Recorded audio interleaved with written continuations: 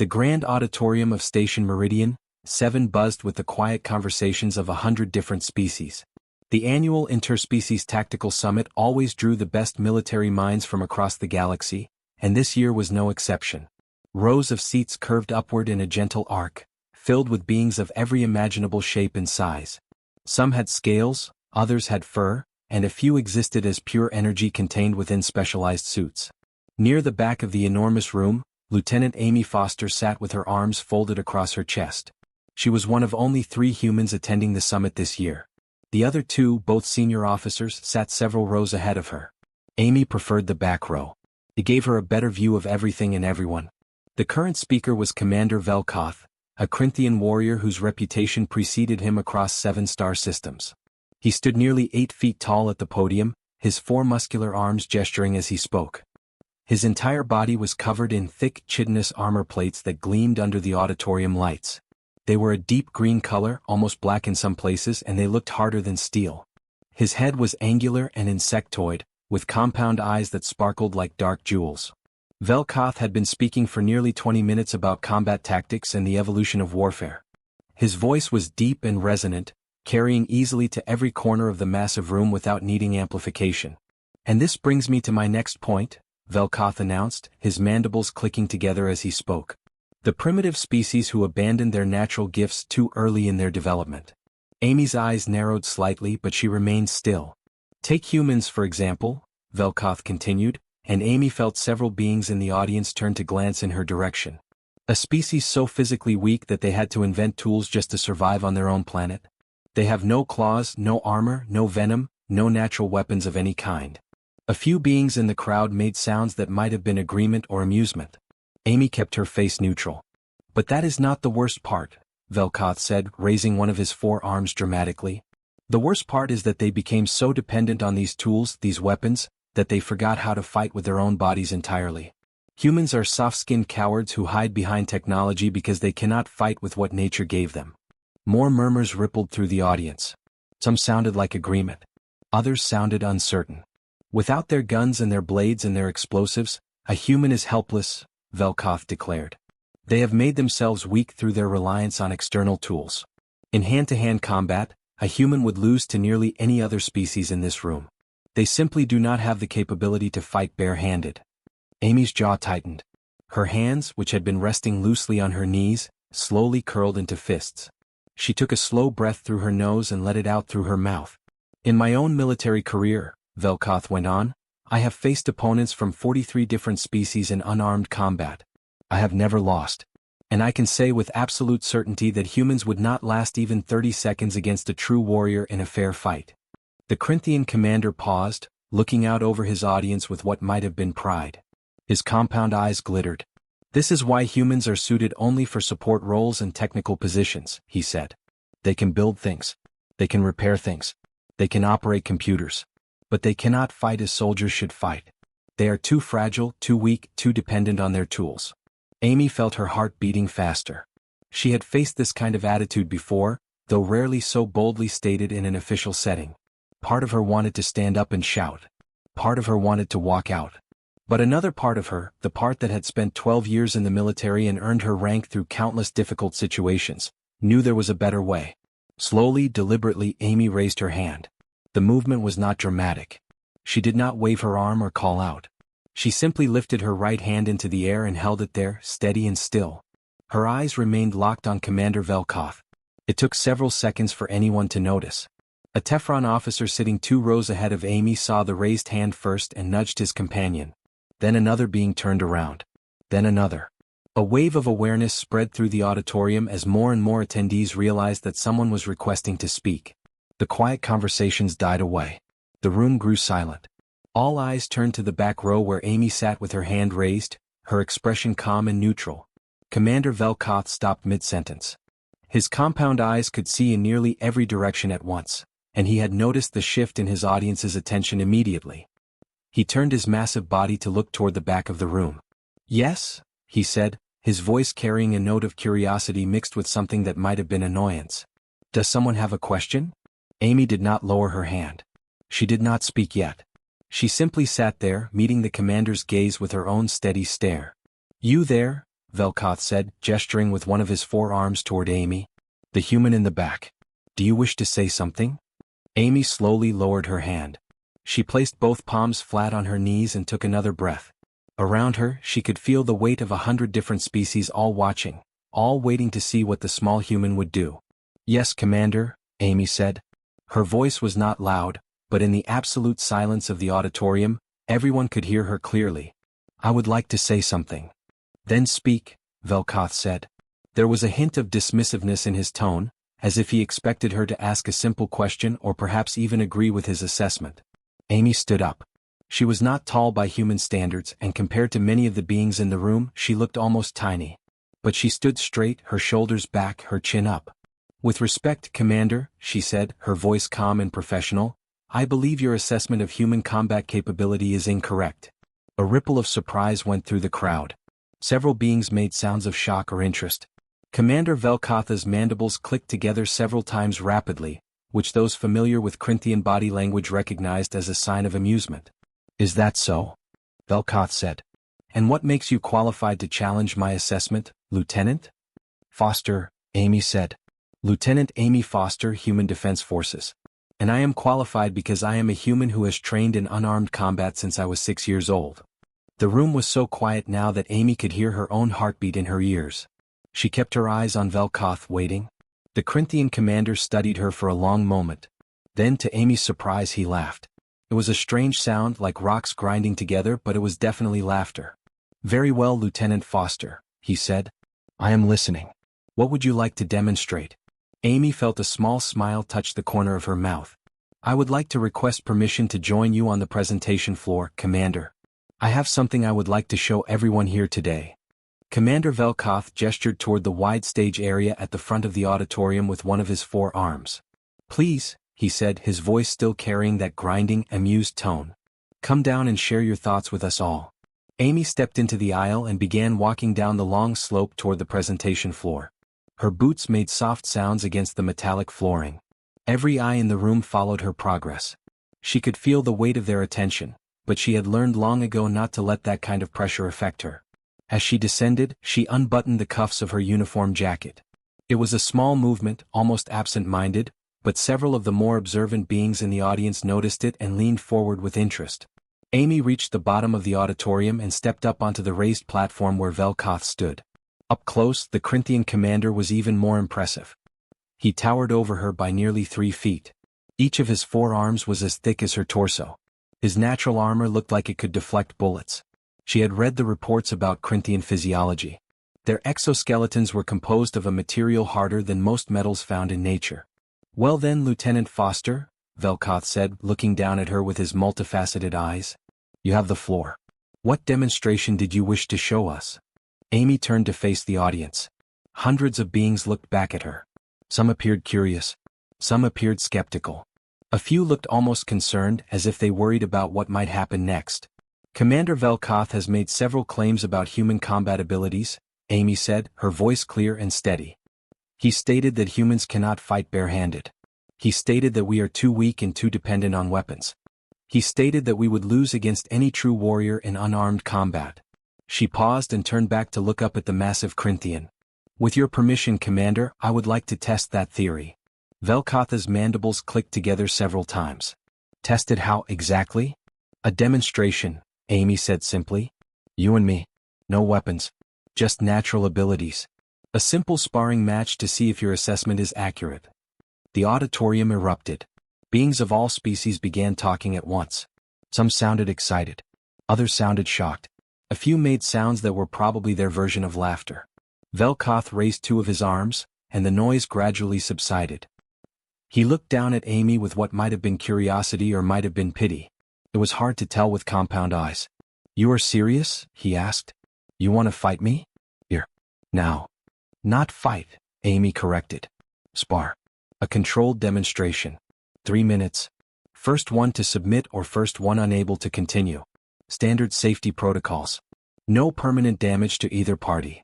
Lieutenant, Vel'koth said, and now his tone had shifted to something almost gentle, I outweigh you by at least 200 of your pounds. I have 4 arms to your 2. My natural armor can withstand plasma fire. Are you certain this is wise? Amy began removing her uniform jacket. She folded it carefully and set it on a nearby chair. Underneath, she wore a simple gray tank top that revealed arms that were toned and strong, but still looked delicate compared to Vel'koth's massive limbs. "I am certain," she said. "Unless the commander is unwilling to accept the challenge?" That got a reaction. Vel'koth's entire body seemed to stiffen. In Corinthian culture, refusing a direct challenge was considered a sign of cowardice. Amy had done her research. She knew exactly what she was doing. "I accept," Vel'koth said immediately. "Though I will not be responsible for any injuries you sustain." "Understood," Amy said. She bent down and began unlacing her boots. "I will need a few minutes to prepare. Is there a combat training facility nearby?" A tall, crystalline being stood up from the third row. Amy recognized it as Admiral Thex, the station commander. "There is a training facility on Deck 7, Thex said, its voice like wind chimes. "It has a regulation sparring ring and full medical support. I will authorize its use for this demonstration." "Excellent," Vel'koth said. He looked around the auditorium. "Anyone who wishes to observe may do so. This should not take long." Amy pulled off her second boot and stood barefoot on the platform. She rolled her shoulders and tilted her head from side to side, loosening her neck. "Just so we are clear on the rules," she said. "No weapons. No artificial enhancements. Just what nature gave us." "Agreed." "Agreed," Vel'koth said. "Though I should warn you, Lieutenant, that what nature gave me is considerably more impressive than what it gave you." Amy smiled. It was a small smile, but there was something in it that made a few of the older, more experienced warriors in the audience sit up straighter. They had seen that kind of smile before. It was the smile of someone who knew something that others did not. "We will see," was all Amy said. The crowd began to move. Beings filed out of the auditorium, chattering excitedly in dozens of different languages. Word spread quickly through the station's communication network. Within minutes, hundreds more beings were heading toward Deck 7 to witness the match. Amy walked beside Vel'koth as they made their way through the station corridors.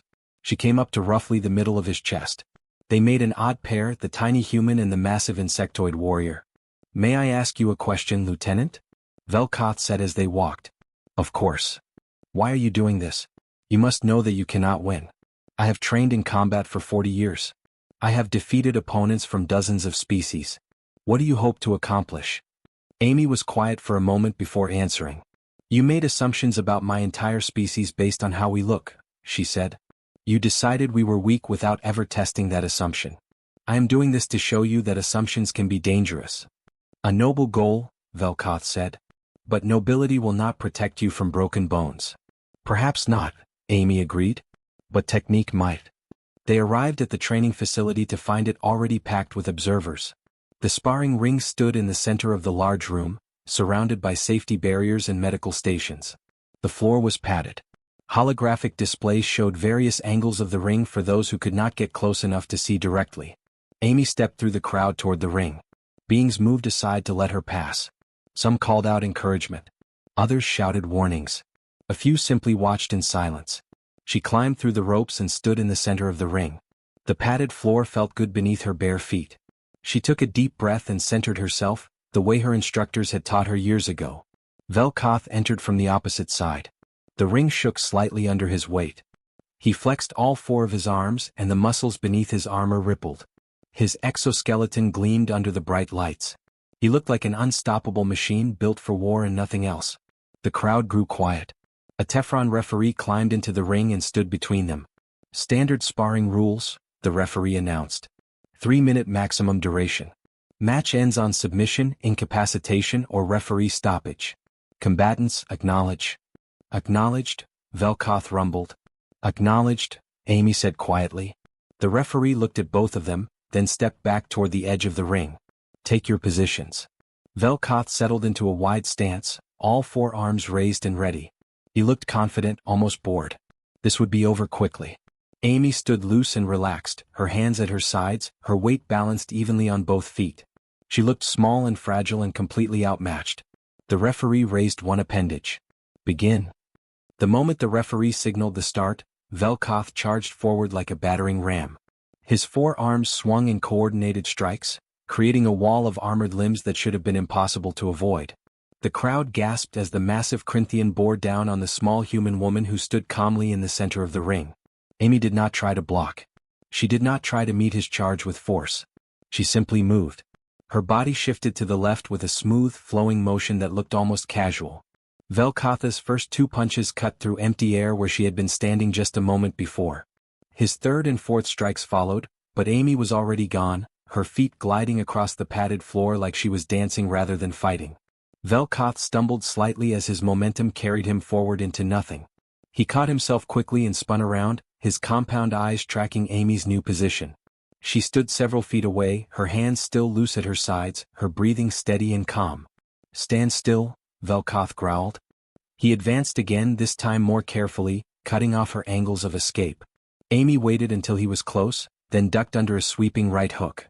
She moved inside his reach, where his long arms had less power, and her left hand shot out in a quick jab. It was not a hard strike, just a testing touch to the joint where Vel'koth's upper right arm connected to his shoulder. The Corinthian's armor was thick there, but armor plates had to have gaps to allow movement. Vel'koth barely felt the touch, but it annoyed him. He brought 2 arms down in a hammer strike that would have crushed a normal opponent. Amy was already rolling away, coming up on her feet 3 yards to his left. The crowd watched in stunned silence. This was not going the way anyone had expected. Vel'koth pressed his attack, using his size and reach advantage to try to corner Amy against the ropes. He threw combinations of strikes, high and low, trying to overwhelm her with the sheer number of attacks. His 4 arms moved in patterns he had practiced for decades, strikes that had defeated countless opponents. But Amy moved like water. Every time Vel'koth thought he had her trapped, she flowed around his attacks. She used footwork that the Corinthian had never seen before, pivoting on her toes, sliding on her heels, changing direction with movements so small and efficient that she never seemed to be working hard. Vel'koth threw a straight punch with his lower left arm. Amy leaned back just enough for it to miss her face by inches. His upper right arm came in from the side. Amy dropped into a crouch and the strike passed over her head. His remaining 2 arms tried to grab her while she was low. Amy pushed off with her legs and moved backward, staying just out of reach. The pattern continued for nearly a minute. Vel'koth attacked. Amy evaded. The massive warrior landed nothing but air while the human barely seemed to be breathing hard. Then Amy changed her strategy. As Vel'koth threw another combination, Amy slipped inside his guard again. This time, instead of just touching and moving away, she struck. Her palm hit the gap in his armor at the elbow joint of his upper left arm. The strike was not powerful enough to break anything, but it was precise. It hit a cluster of nerves that even Corinthians had in their joints. Vel'koth's arm jerked involuntarily. For just a moment he lost fine control of that limb. Amy was already moving to his side. Her foot swept behind his nearest leg while her hands pushed against his hip joint. It was a basic judo technique, but Vel'koth had never experienced it before. His leg buckled and he staggered, though he did not fall. The crowd erupted in noise. Beings stood up from their seats. Some cheered. Others shouted in disbelief. The tiny human had actually made the massive warrior stumble. Vel'koth's confidence wavered for the first time. He reset his stance and studied Amy more carefully. She was circling him now, always moving, never staying in one place long enough to be a clear target. "You are fast," Vel'koth admitted, breathing slightly harder now. "But speed alone will not win this match. Eventually you will tire." "Maybe," Amy said. She was breathing harder too, but her voice was steady. "But you will tire first." It was a bold claim. Vel'koth had far more muscle mass and stamina than any human. But Amy knew something the Corinthian did not understand. She was not using strength to fight. She was using efficiency. Every movement she made had a purpose. She wasted no energy. Meanwhile, Vel'koth was swinging with all his might, using tremendous force with every attack and hitting nothing. Vel'koth charged again, frustrated now. He threw a flurry of strikes, faster and harder than before. Amy weaved between them, her head bobbing, her body twisting. A left hook passed so close to her face that several beings in the crowd cried out in alarm. But it missed. Amy saw her opening. As Vel'koth's upper right arm extended past her in a missed punch, she grabbed it with both hands. Not to stop it, but to guide it. She used his own momentum, pulling the arm slightly off its intended path while she pivoted her whole body. Vel'koth found himself overextended, off balance, with a human on his right side where his armor had a weakness. Amy's knee drove up into the soft joint where Vel'koth's leg met his body. The armor there was thinner to allow for movement. The strike was not hard enough to cause real damage, but it was hard enough to make Vel'koth grunt in pain. He swung his lower left arm in a backhand that would have sent Amy flying if it connected. She dropped flat to the mat, and the arm passed over her. Then she rolled away and sprang back to her feet. Vel'koth turned to face her again. One of his legs was moving slightly awkwardly now. Amy had targeted the same joint twice more while evading his attacks, and the repeated strikes were adding up. "You fight like a coward," Vel'koth said, but there was less confidence in his voice now. "You refuse to engage directly." "I fight smart," Amy corrected. She was breathing harder now, sweat beading on her forehead, but her eyes were focused and alert. "There is a difference." Vel'koth changed his approach. Instead of wild swings, he began to box Amy in, using his size to control the space in the ring. He cut off her escape routes, forcing her toward the ropes. If he could trap her against the edge, she would have nowhere to run. Amy let him think it was working. She moved toward the ropes, her options seemingly limited. Vel'koth pressed forward, all four arms ready to grab or strike the moment she had no more room to evade. When Amy's back was just inches from the ropes, Vel'koth struck. All four arms came in at once, a coordinated attack designed to overwhelm her completely. Amy dropped to her hands and kicked both legs up, using the ropes for support. Vel'koth's attacks passed beneath her suspended body. Then Amy pushed off the ropes with her hands, flipping over Vel'koth's head in a move that combined gymnastics with martial arts. She landed behind him, light as a cat. The crowd went wild. Vel'koth spun around, and for the first time, Amy saw something new in his posture. Uncertainty. He was beginning to realize that this fight was not going to be the easy victory he had expected. Amy settled into her stance again, hands up now, ready. "Still think humans cannot fight barehanded, Commander?" Vel'koth stared at Amy across the ring, his breathing heavy now. 2 minutes had passed, and the Corinthian commander had not landed a single clean hit.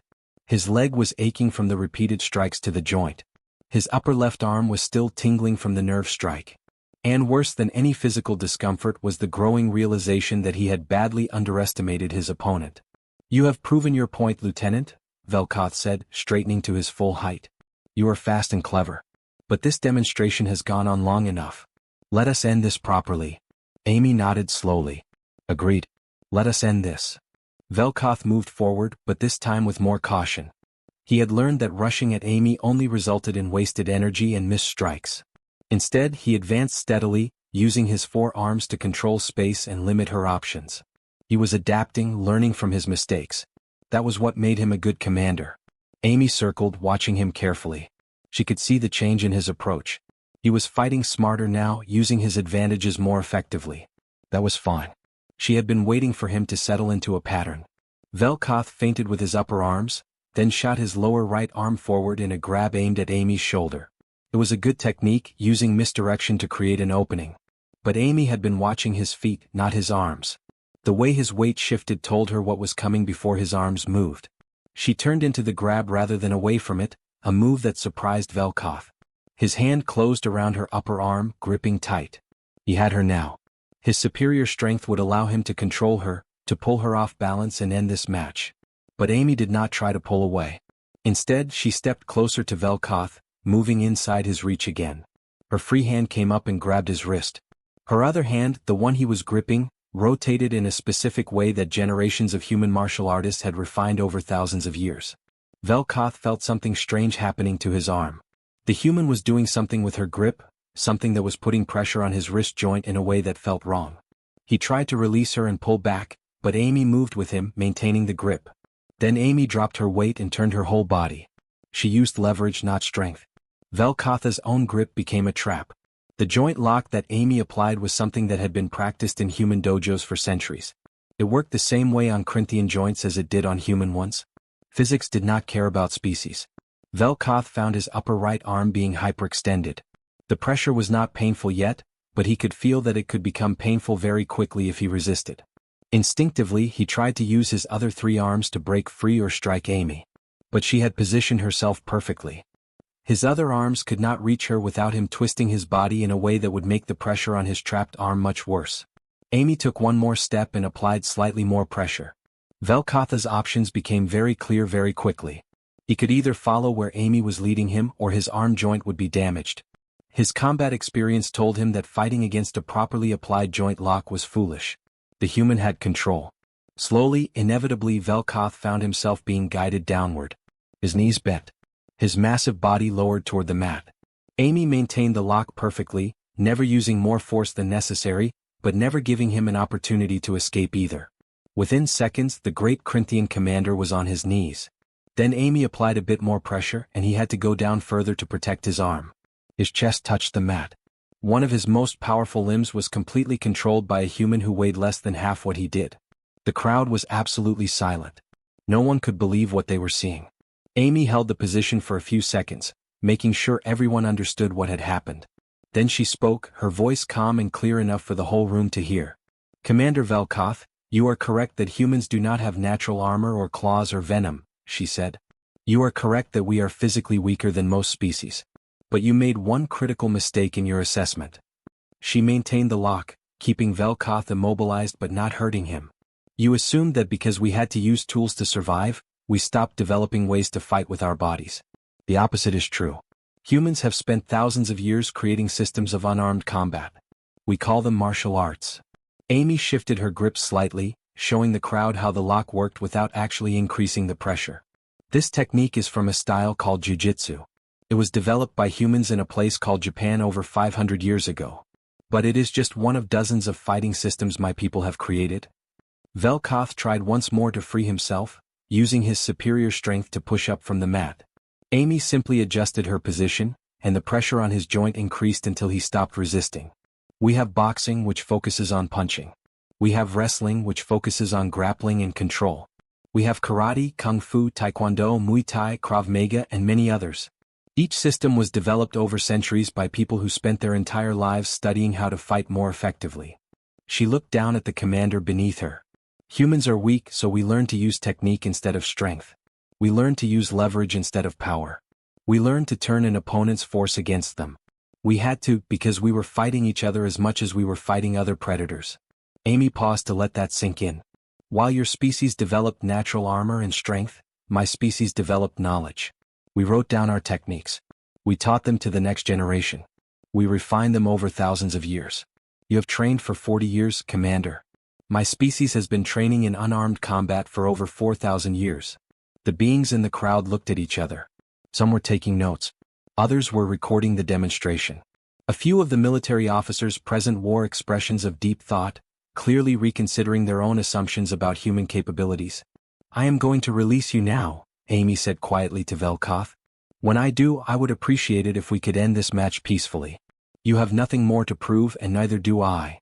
"Agreed," Vel'koth said. His voice was strained from the awkward position, but there was respect in it now. Amy released the lock and stepped back quickly, giving Vel'koth space to recover.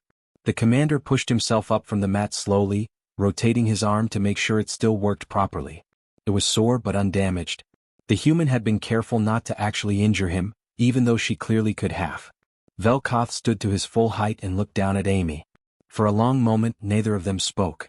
The entire training facility waited to see what would happen next. Then Commander Vel'koth did something that shocked everyone in the room. He extended his upper right hand toward Amy, the traditional Corinthian gesture of respect between warriors. Amy smiled and reached up to grip his massive hand with her much smaller one. The crowd erupted in applause. The applause continued for nearly a full minute. Beings of every species stood and clapped, or made whatever gesture their anatomy allowed to show approval and respect. Some whistled. Others stomped their feet. A few crystalline beings chimed like bells. The sound filled the training facility and echoed off the walls. Amy and Vel'koth stood in the center of the ring, still gripping hands. The size difference between them made the image even more powerful. The massive armored warrior and the small human woman, connected by mutual respect earned through combat. When the noise finally began to die down, Vel'koth raised one of his free hands for silence. The crowd settled back into their seats, though the energy in the room remained high. Everyone wanted to hear what the Corinthian commander would say. "Lieutenant Amy Foster has taught me something important today," Vel'koth announced, his deep voice carrying to every corner of the facility. "She has taught me that my assumptions were wrong. She has taught me that confidence without knowledge is simply arrogance." He released Amy's hand and turned to face the crowd fully. "I stood before you earlier and made claims about humanity. I said they were weak. I said they could not fight without weapons. I said they would lose against any true warrior in unarmed combat. I said all of these things with complete certainty. Vel'koth gestured down at Amy with two of his arms. I was wrong about all of it. A murmur went through the crowd. Public apologies were rare in military culture, especially from high-ranking officers. The fact that Vel'koth was making this admission in front of hundreds of witnesses spoke to his character. I have trained in combat for 40 years, Vel'koth continued. I have studied tactics and strategy. I have fought opponents from many different species. But today, a human half my size controlled me completely using techniques I had never seen before. She did this without strength, without natural weapons, without armor. She did this with knowledge and skill alone. Amy climbed out of the ring and retrieved her jacket from the chair where she had left it. She put it on slowly, giving Vel'koth space to continue speaking. This was his moment, not hers. The galaxy is large, Vel'koth said. There are millions of species, each with their own advantages and disadvantages. But I think we have all made the same mistake I made. We have looked at species like humans and judged them only by their physical appearance. We have decided they are weak because they have soft skin. We have decided they are helpless because they have no claws or fangs. He paused and looked around the room. We have forgotten that intelligence is also a weapon. Knowledge is also a strength. And the ability to learn and adapt is perhaps the most dangerous advantage of all. Admiral Thex stood up from where it had been watching near the ring. The crystalline being's voice chimed out clearly. Commander Vel'koth, if I may? Of course, Admiral. I think there is a question many of us are now asking, Thex said. Lieutenant Foster mentioned that humans have many different fighting systems, developed over thousands of years. Would it be possible for other species to learn these techniques? Amy looked up at that. She had not expected the conversation to go in this direction, though perhaps she should have. Military minds were always looking for new advantages, new knowledge that could help protect their people. That would be up to the humans to decide, Vel'koth said. He looked down at Amy. Lieutenant Foster, do you think your people would be willing to share this knowledge? Amy considered the question carefully. She was just one officer. She could not make policy decisions for all of humanity, but she could speak to the principle of the thing. I cannot speak for my entire species, Amy said. But I can tell you that humans have always believed knowledge should be shared. We teach our martial arts to anyone willing to learn, regardless of where they come from. I see no reason why that philosophy should not extend to other species. A ripple of excitement went through the crowd. Several officers were already making notes on their data pads or speaking quickly into communication devices. A Tefron officer stood up from the fifth row. Would human instructors be willing to come to other worlds to teach? My people have relied on technology for defense for generations. Perhaps we have become too dependent on it, just as the commander accused humans of doing. I would like my soldiers to learn these techniques. I would also request instructors, said a Varathian captain. My species has great strength, but we have never developed formal fighting systems. We simply rely on our natural advantages. After seeing this demonstration, I realized that might not be enough. More voices joined in. Within minutes, over a dozen different species had expressed interest in learning human martial arts. Some wanted to improve their military training. Others wanted to add new dimensions to their existing combat programs. A few simply wanted to understand better how humans thought about fighting and strategy. Amy held up her hands to quiet the growing excitement. I appreciate all of this interest, she said. But I should be clear about something. What you saw today was the result of many years of training. I started learning martial arts when I was 6 years old. I have been practicing for over 20 years. These techniques cannot be mastered quickly. We understand, Admiral Thex said. But even basic knowledge would be valuable. And it seems clear that humans have much to teach the rest of the galaxy about fighting smart rather than fighting hard. Vel'koth descended from the ring and stood beside Amy. The difference in their sizes was almost comical, but no one was laughing now. Lieutenant Foster, I have a personal request to make. Yes, Commander? Would you be willing to teach me? Vel'koth asked. I have spent my life believing that strength and armor were the ultimate advantages in combat. You have shown me that I was viewing the battlefield with limited understanding. I would like to learn from you if you are willing to teach someone who insulted you and your entire species. Amy smiled up at the massive warrior. Commander, the best students are the ones who are willing to admit what they do not know. I would be honored to teach you. Vel'koth's mandibles clicked together, and what Amy had learned was the Corinthian equivalent of a smile. Then I will be your first student. And I promise to be a better student than I was an opponent. The crowd applauded again, and this time the sound was warm and genuine. What had started as a challenge, as a way to prove a point, had turned into something more important. A bridge between species. a sharing of knowledge, a recognition that every species had something valuable to contribute to the greater galactic community. Over the next few hours, Amy found herself surrounded by officers from a dozen different species, all asking questions about human martial arts. She explained the differences between striking arts and grappling arts. She demonstrated basic stances and movements. She recommended which styles might work best for different body types and natural abilities. 3 days later, Amy stood in a much larger training facility on the station. Before her stood 30 students from 15 different species. Some were as small as she was. Some were twice her size. Some had 2 arms. Some had 4 or 6. Some had legs. Some had tentacles. Some breathed oxygen. Some breathed methane and had to wear special suits. But they all wanted to learn. Vel'koth stood in the front row, his armor removed for the first time anyone could remember, wearing simple training clothes that had been specially made to fit his unique body shape. He looked vulnerable without his natural armor showing, but he also looked eager to begin. "Welcome to your first lesson in human martial arts," Amy announced. "The first thing you need to understand is this: fighting is not about being the biggest or the strongest or the fastest. Fighting is about understanding. Understanding yourself, understanding your opponent, and understanding the principles that govern all combat." She walked along the line of students, meeting each one's eyes.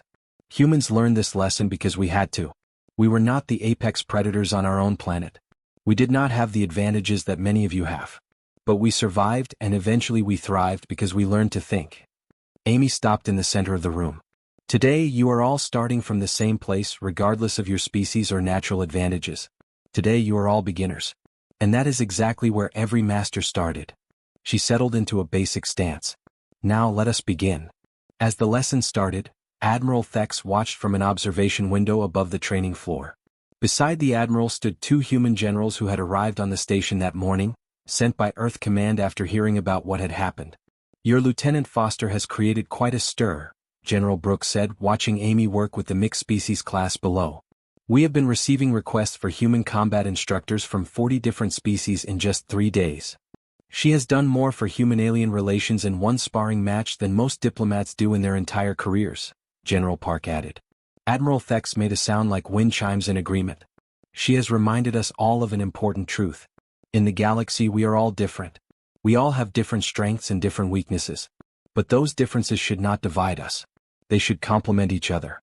When we share our knowledge and learn from one another, we all become stronger." Down on the training floor, Amy was teaching her students a basic blocking technique. Vel'koth was practicing it with intense concentration, his 4 arms moving in coordinated patterns as he tried to understand the principle behind the movement rather than just copying the form. "Soft does not mean weak," General Brooks said quietly, almost to herself. "No," Admiral Thex agreed, watching the human woman command the respect and attention of 30 beings who could all physically overpower her. "It most certainly does not." And across the galaxy, in military academies and training facilities on hundreds of worlds, the message was beginning to spread. Humans might not have armor or claws or natural weapons. But they had something perhaps more valuable. They had the wisdom that came from being physically weak, and the knowledge that came from 4,000 years of learning how to fight anyway. The age of human martial arts instruction had begun. And the galaxy would never look at soft skin the same way again.